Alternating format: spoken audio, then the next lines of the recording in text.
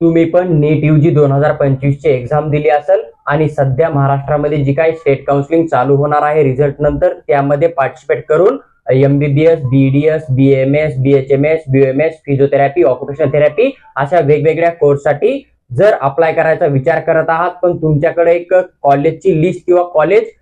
किती cut offer close झालं category मधून याची जर माहिती नसेल, तर मी तुमच्यासाठी एक खास अपडेट घेऊन आलोय. कारण आज गव्हर्नमेंट ऑफ महाराष्ट्र जे आहे ना आपलं, तर त्यांनी एक पीडीएफ रिलीज केले आहे आणि त्या पीडीएफ मध्ये जेवढे काय मेडिकल फील्डचे कोर्स आहे ज्यांची की काउन्सिलिंग सीईटी सेल घेतं ना, त्यामध्ये मग गव्हर्नमेंट कॉलेज असतील, प्रत्येक कोर्सचे प्रायव्हेट कॉलेज असतील, तर त्या कॉलेजमध्ये प्रत्येक कॅटेगरी मधून पहिला विद्यार्थी ज्याला की लास्ट इयर सीट अलॉटमेंट झालं होतं, तर त्याचा ऑल इंडिया रँक किती होता, त्याचबरोबर त्याचा जो आहे तो नीट स्कोर किती होता, याबद्दल गव्हर्नमेंट ऑफ महाराष्ट्राने एक लिस्ट जी आहे ती पब्लिश केलेली आहे. त्यामध्ये एमबीबीएस, बीडीएस पासून ते पार फिजिओथेरपी पर्यंत सर्वच्या सर्व गव्हर्नमेंट प्रायव्हेट कॉलेजची नावं तुम्हाला दिसून येतील. जसं की एखादं कॉलेज असेल समजा जेएमसी मुंबई, तर जेएमसी मुंबईमध्ये एससी कॅटेगरी मधून पहिला विद्यार्थी जो आहे त्याला किती मार्कावर किती नीट स्कोरवर सीट अलॉटमेंट झालं, तसंच त्याच कॉलेजमध्ये त्याच कॅटेगरी मधून शेवटचा विद्यार्थी